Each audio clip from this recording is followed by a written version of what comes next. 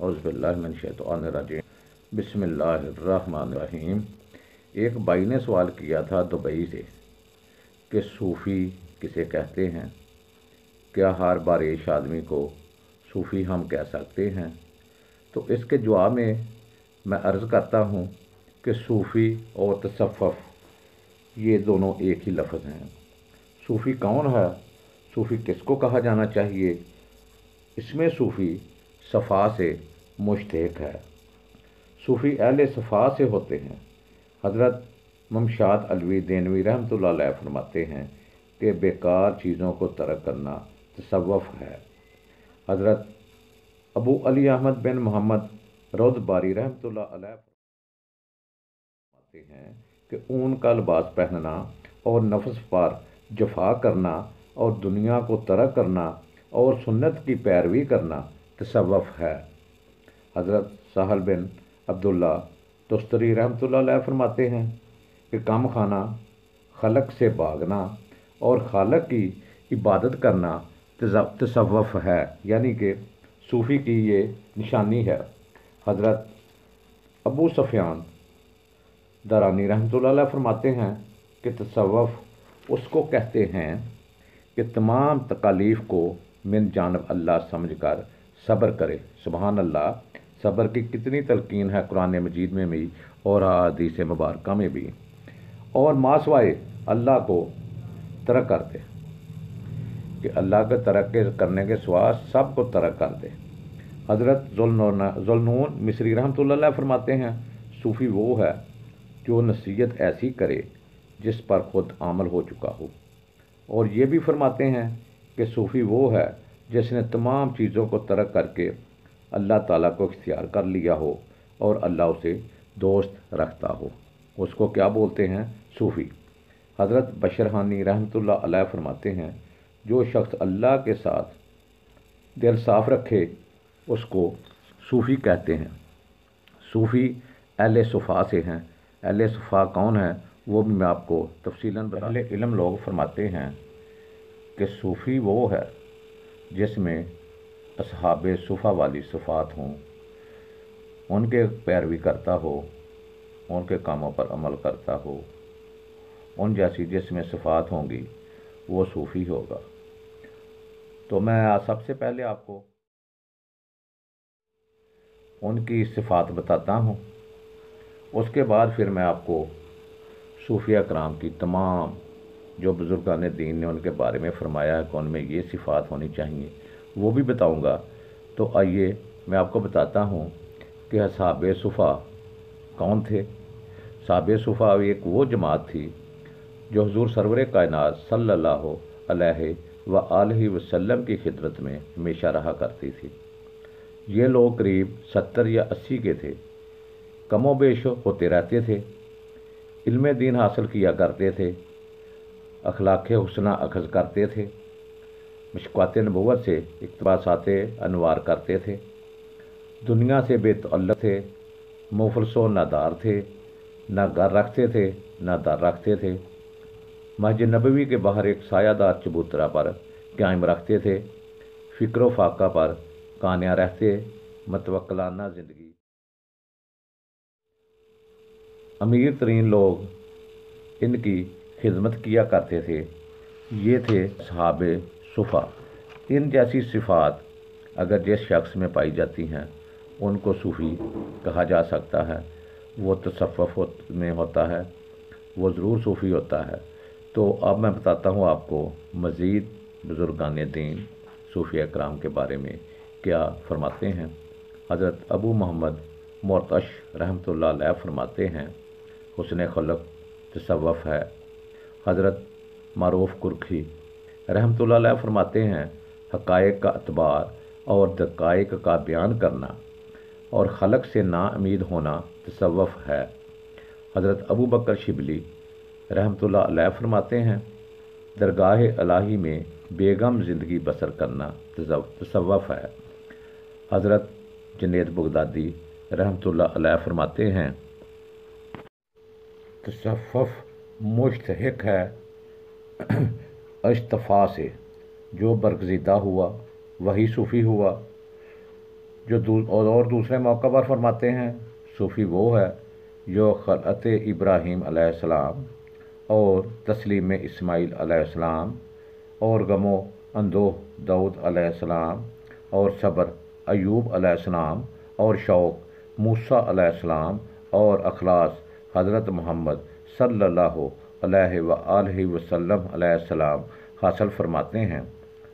تصوف ایسی نعمت ہے کہ بندہ کا قیاس اس پر منحصر ہے۔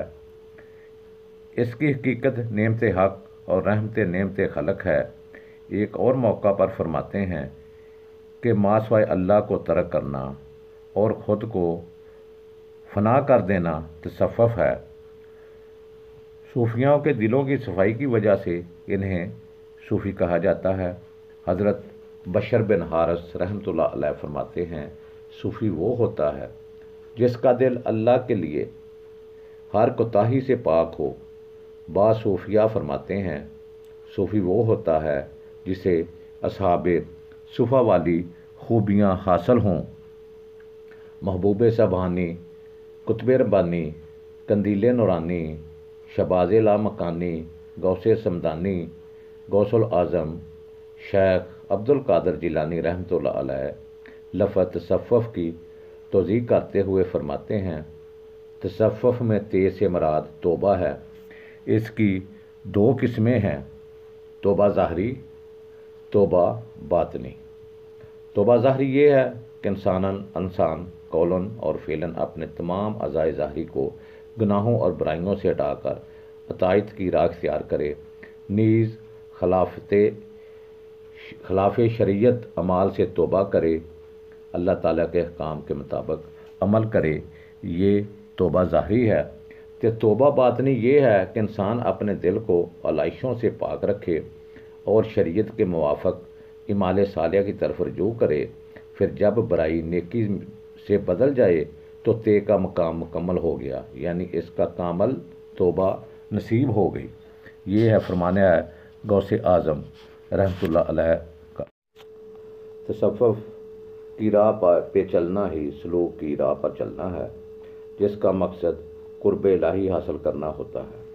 حضرت شیخ الاسلام خواجہ عبداللہ انصاری حروی رحمۃ اللہ علیہ فرماتے ہیں بندے اور خالق کے درمیان 1000 مقامات ہیں۔ حضرت ذوالنون مصری رحمۃ اللہ علیہ فرماتے ہیں وہ 1000 علوم ہیں۔ حضرت باجزید بستامی رحمۃ اللہ علیہ فرماتے ہیں وہ 1000 محال ہیں۔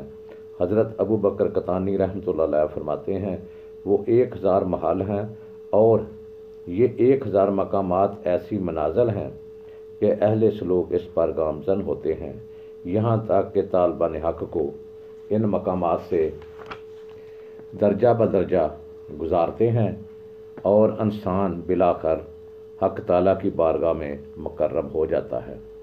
محترم ناظرین کرام، اللہ کا تقرب حاصل کر لینا ہی صوفی کی منزل ہے، لہٰذا تصوف کی اہمیت بہت زیادہ ہے۔ تصوف کا معروف معنی عام طور پر جو معنی مفہوم اخذ کیا گیا ہے وہ صوف کی وجہ سے ہے، اور جو لوگ صوف کا لباس پہنتے ہیں انہیں صوفی کہا جاتا ہے۔ بے شک ظاہری لباس کے لیے تصوف میں صوف کے لباس کو خاص اہمیت حاصل ہے، لیکن حقیقت یہی ہے کہ قلب کی صفائی کرنے والا صوفی کہلاتا ہے۔ صوفی کہلوانا آسان ہے، لیکن صوفی بننا نہایت مشکل کام ہے۔ اس کے لیے انسان کو تزکیہ قلب و نفس، تزکیہ روح کرنا پڑتا ہے۔ تزکیہ کرنے کے لیے سب سے پہلے ایمان کا کامل ہونا بے حد ضروری ہے۔ اسی کے لیے زبان سے اقرار اور قلب کا تصدیق کرنا ضروری ہے۔ اس کے بعد اپنے اعمال درست کرنا لازم ہے۔ صوفی عبادت گزار ہوتا ہے۔ حضرت سقفی رحمۃ اللہ علیہ سے پوچھا گیا کہ قرب کیسے حاصل کیا جاتا ہے تو آپ نے فرمایا واسجدوا واقتربوا، سجدہ کرو اور قریبی بن جاؤ۔ تصوف میں عبادت کی بہت ہی زیادہ اہمیت ہے۔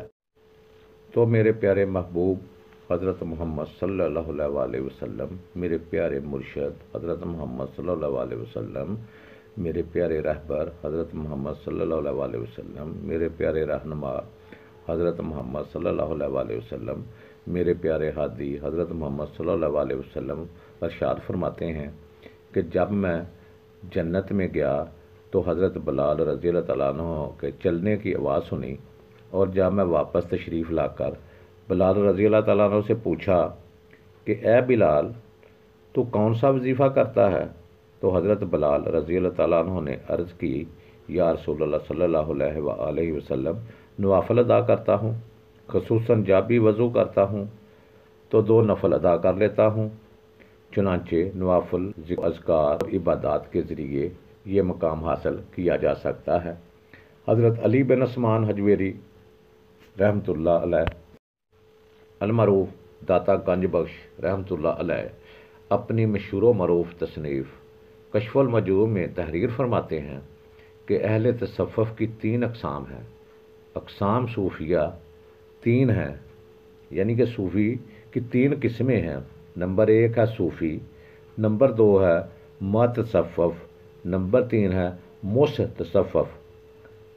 صوفی وہ ہے جو فانی ہو کر واصل بحق ہو جائے اور اپنے طبعی وجود سے فارغ ہو کر حقیقت حقائق سے پیوستہ ہو جائے، اپنی ذات سے فانی ہو کر حق سے باقی ہو جائے، وہ ہوتا ہے صوفی۔ تو جو متصوف ہے وہ ہوتا ہے جو اس درجے مرتبہ اور اس مقام کو حاصل کرنے کی تگ و دو میں لگا رہتا ہے، کوشش کرتا ہے اور اپنی طلب میں صوفیہ کے معاملات کو درست رکھتا ہے، یعنی صاحب اصول ہے جو مجاہدہ سے مرتبہ وصول تک پہنچنے کی کوشش میں مصروف رہتا ہے، وہ ہوتا ہے متصوف۔ تے متصوف وہ ہوتا ہے جو دولت، جاہ و حشمت اور حفظ و دنیا کے لیے اپنے آپ کو صوفیہ کرام کی طرح بنائے، اور اسے نہ صوفی کی حقیقت سے آگاہی ہوتی ہے اور نہ متصوف کی طرح تگدو اور کوشش میں ہوتا ہے۔ یہ صوفیہ کرام نے کہا ہے کہ صوفیوں کے نزدیک ایک متصوف جھوٹے صوفی کی مثال ایک مکھی جیسی ہے، اور عوام کے نزدیک وہ ایک بیڑی کی طرح ہے، یعنی صاحب فضول ہے جس نے دنیا کمانے کے لیے صوفیوں کی سی صورت بنا رکھی ہے، مگر کمالات صوفیہ میں کوئی حصہ نہ حاصل کیا ہوتا ہے، وہ ہوتا ہے متصوف۔ تو محترم ناظرین کرام، یہ میں نے آپ کو وہ بتائے ہیں کہ صوفی کسے کہا جاتا ہے، متصوف کسے کہا جاتا ہے۔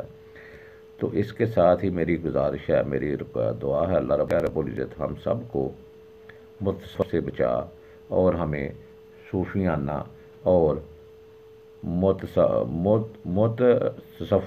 متصوف والی زندگی بسر کرنے کی توفیق عطا فرما۔ خدا حافظ والآخر دعوانا الحمدللہ رب العالمین۔ السلام علیکم ورحمۃ اللہ وبرکاتہ۔